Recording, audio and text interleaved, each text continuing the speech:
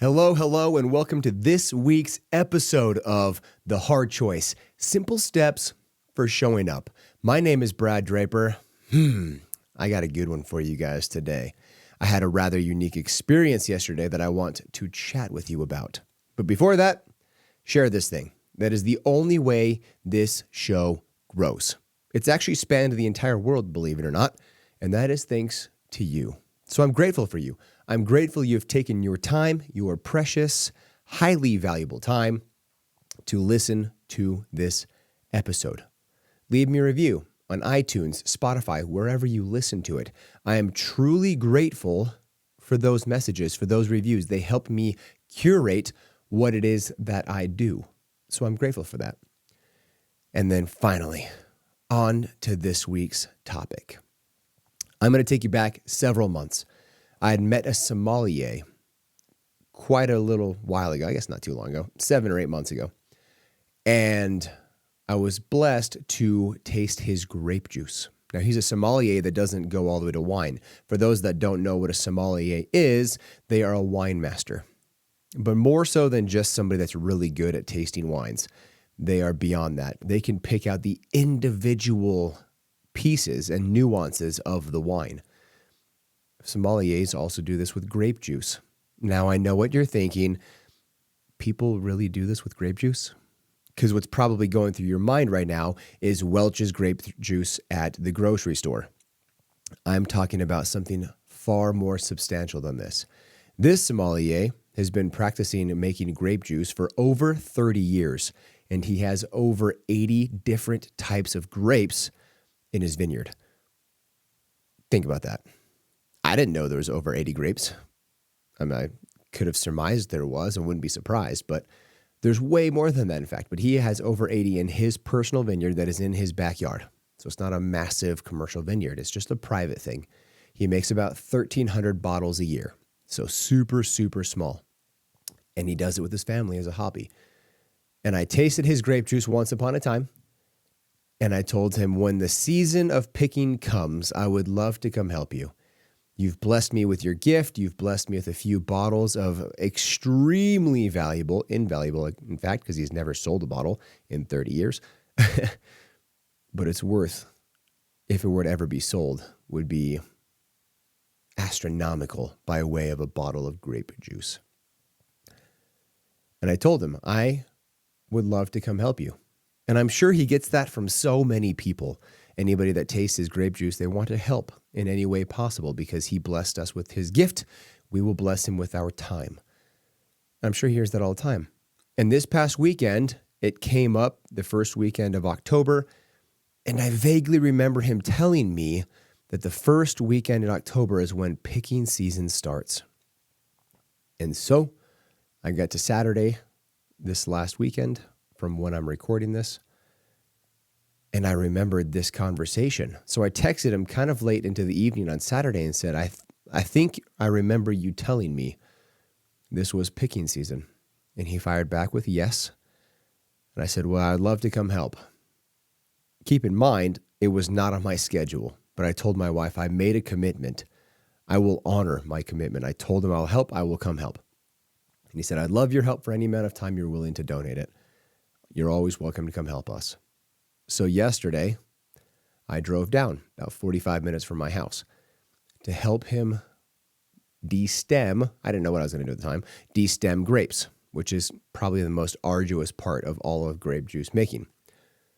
Now, there's this type of grape. He had all kinds, Jupiters, and that's the only one. There's actually only two I can remember the name of.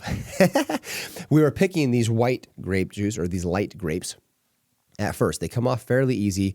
It's fairly quick, fairly painless. Jupiters are huge. They're like those cotton candy grapes that are huge and awesome and tasty. Those really come off easy. And when you fill a bucket, the bigger the grape, the faster you can fill a bucket. You feel more efficient with your time. Now, there's this grape called a Frontenac. Frontenac, however people say it. I looked it up as Frontenac. All I ever heard about these little buggers was they sucked. Every time I've ever heard somebody talk about these little grapes, they just complained about them. how difficult they are, how sticky they are, how small they are. And I kind of grew to have a disposition to these little grapes, though I'd never even seen them, didn't even know what they were. And so we're picking away, having a great time, great conversation, beautiful day here in Utah yesterday. And then the pickers that were out in the vineyard walked in with 3 5-gallon buckets of Frontenacs.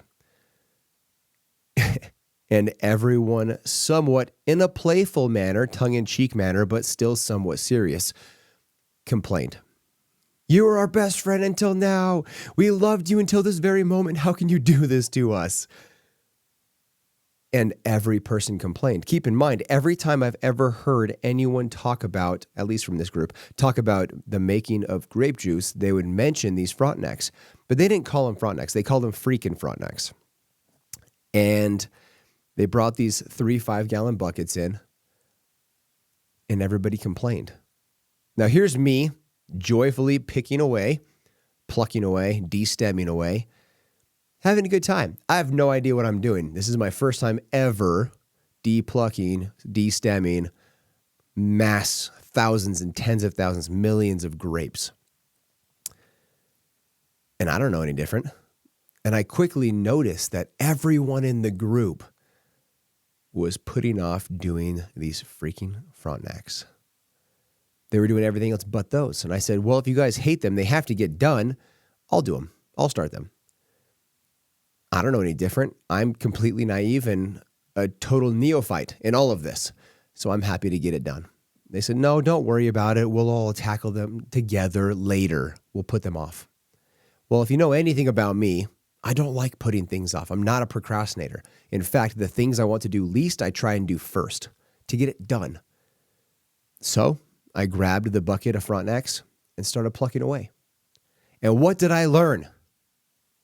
They weren't that bad. That's what I learned.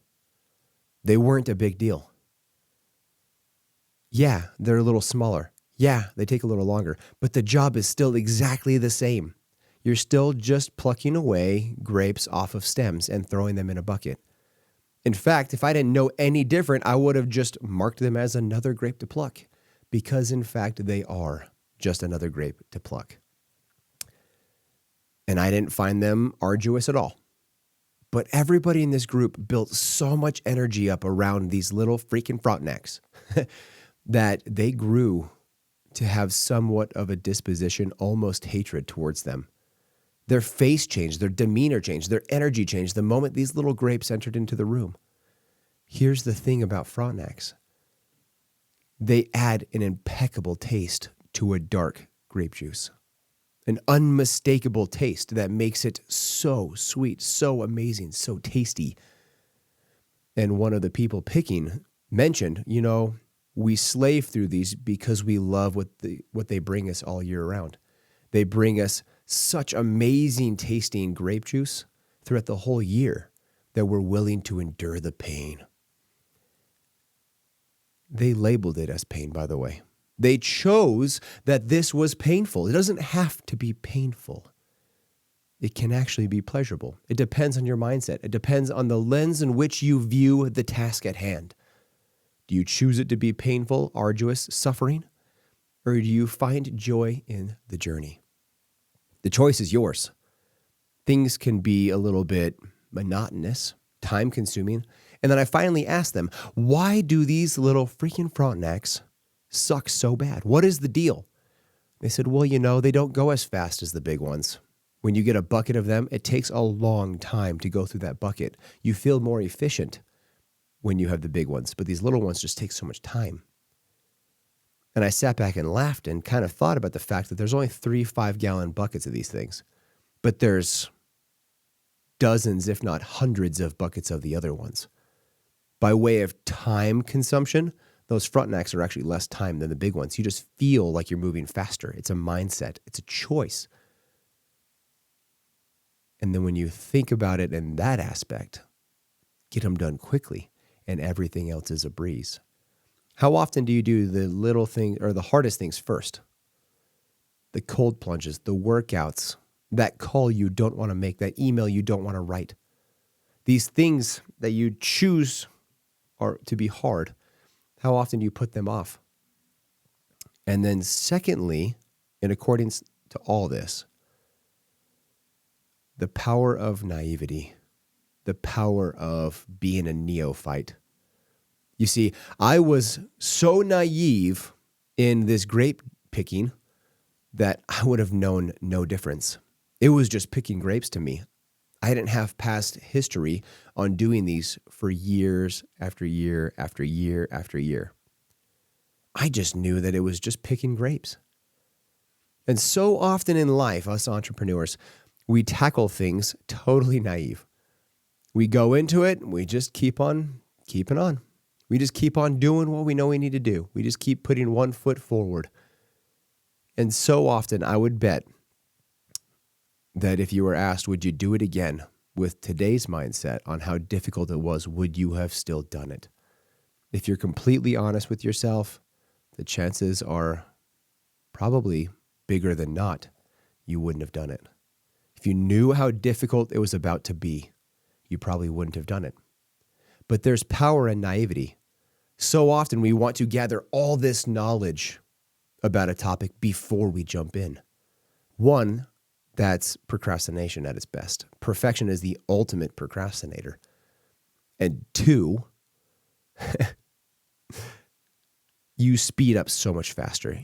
Because when you try and perfect something before you start it, you will learn along the way how many things you didn't learn. Because conceptually, it's very different than actuality.